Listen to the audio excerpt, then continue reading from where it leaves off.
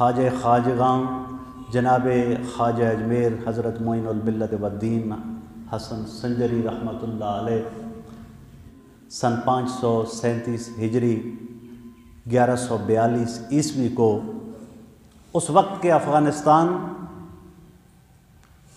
کے علاقے سیستان کے ایک قصبہ سنجر میں جناب حضرت معین الدین اجمیری رحمۃ اللہ علیہ کی ولادت باسعادت ہوتی ہے۔ آپ کے والد سید خاندان صاحب فضل و کمال، لیکن جو مقام بیٹے کو ملا وہ ایسا ملا کہ جس نے پوری دنیا میں معرفت اور روحانیت کے چراغ روشن کر دیے۔ 12 سال کی عمر میں والد ماجد کا وصال ہو جاتا ہے۔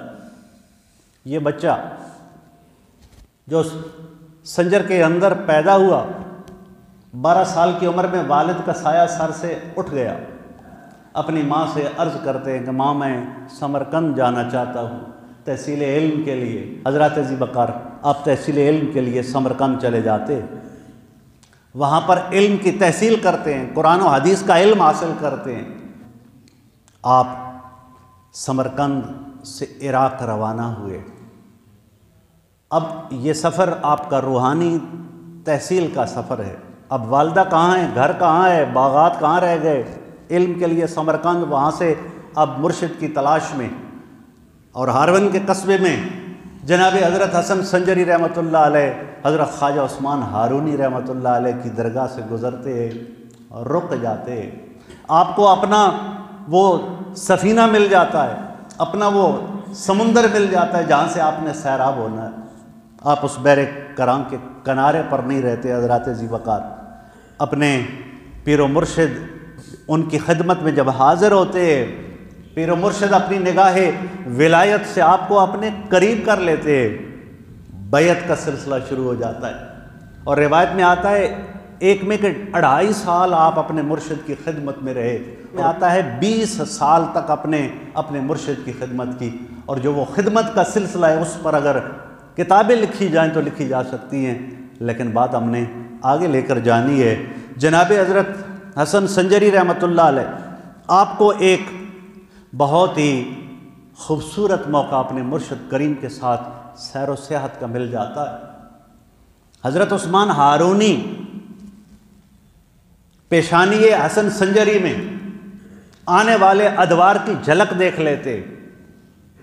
آپ فرماتے ہیں کہ میں چلتے چلتے سیوستان ایک شہر ہے، اس کے ایک سوما میں آیا، اور وہاں پر آپ فرماتے ہیں شیخ صدر الدین سیستانی، یہ بہت بڑے اللہ کے ولی اور بزرگ رہے، جنہوں نے اولیاء کرام کی زندگیاں پڑھی ہیں وہ جانتے ہیں۔ جب ان کے پاس ہم گئے، آپ یاد حق میں اس قدر مستغرق اور غرق تھے کہ جب آپ روتے، اتنا روتے کہ آپ کی آنکھوں میں آنسوں کی بجائے خون ٹپکنے لگ جاتا۔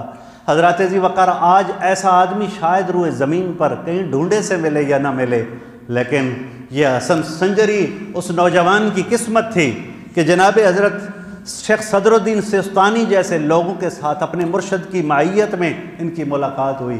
جب میں نے ان کو اس حال میں دیکھا کہ روتے روتے ان کی آنکھوں سے خون جاری ہو رہا ہے، جب وہ حالت آپ کی تھمی، میں ان کے قریب گیا، میری طرف متوجہ ہوئے، مرشد الگ لیٹے ہوئے تھے، میری طرف متوجہ ہوئے اور فرمایا اے عزیز، جس کو موت آنے والی ہو اور اسے یہ معلوم ہو کہ اس کا حریف ملک الموت ہے، تو پھر اسے خوشی اور خوش رہنے سے کیا کام۔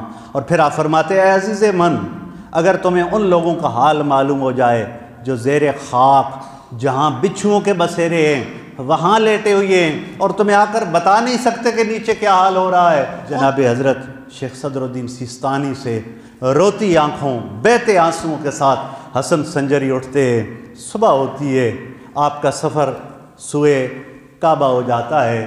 اپنے مرشد پاک سے جب حرم کعبہ کے ساتھ جب حرم کعبہ میں پہنچتے ہیں، اور کعبہ سے پہلے دربار رسالت مآب میں حاضری ہوتی ہے، اور دربار رسالت مآب میں آپ کے مرشد حضرت عثمان ہارونی رحمہ اللہ تعالی ہر جگہ پر ہر ستون کے پاس اس بچے حسن سنجری کے لیے برگاہ الوہیت میں حضور کی نگاہ کرم کے ساتھ دعائیں مانگتے۔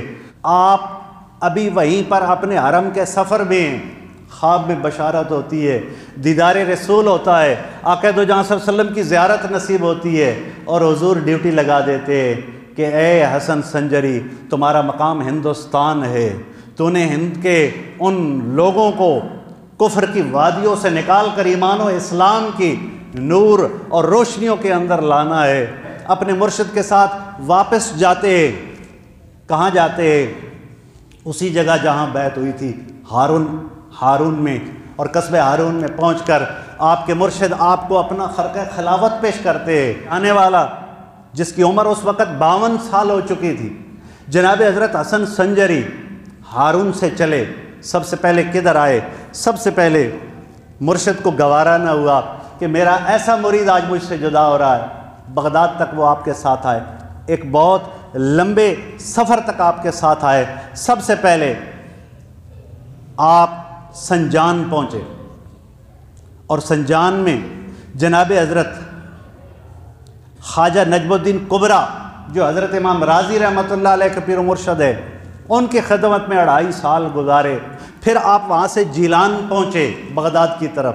جیلان گھر ہے حضور غوث پاک کا، اور وہاں حضور غوث پاک کی خدمت میں حاضر ہو کر حضور غوث پاک کے ساتھ بغداد تشریف لائے۔ جناب حضرت شیخ عبد القادر جیلانی رضی اللہ تعالیٰ عنہ کی صحبت میں، ان کی صحبت سے فیض حاصل کیا، اور پھر بغداد کے بعد آپ ہمدان تشریف لائے، خواجہ یوسف ہمدانی سے ملے، یہ بہت بڑے اللہ کے ولی، اور اس کے بعد پھر آپ تبریز آئے، جہاں شیخ جلال الدین تبریزی رحمۃ اللہ علیہ جیسے بزرگوں سے ملاقات کی، اور پھر اصفہان آئے، اور اصفہان سے پھر آپ بلخ آئے، جو آج موجودہ ہمارا افغانستان کے بارڈر کے قریب کبھی ایک ریاست ہوا کرتی تھی۔ اور بلخ جب پہنچے، یہاں سے آپ نے ہندوستان کی طرف، ہندوستان میں قدم رکھا۔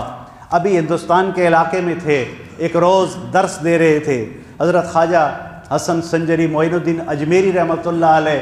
آپ نے ساری زندگی تحصیل علوم کے بعد درس حدیث دیا۔ آپ درس حدیث دینے کے بعد اچانک اشکبار ہو گئے، آنکھوں سے آنسو آ گئے، اور آپ نے فرمایا اب میں اس طرف کو سفر کرتا ہوں جہاں میرا مدفن ہے، جہاں میں نے دفن ہونا ہے۔ حضرات ذی وقار لوگوں نے پوچھا وہ کون سا مقام ہے حضور کہ جہاں آپ نے دفن ہونا ہے اور جو آپ کا مقام مرکز ہے؟ آپ نے فرمایا اجمیر۔ یہ ایک بچہ جو 12 سال کی عمر میں پلٹاوا کھاتا ہے، 52 سال کی عمر تک کس پروسیس سے گزرتا ہے، اور پھر ہندوستان کی طرف رسول اللہ کے حکم سے تشریف لاتے ہیں۔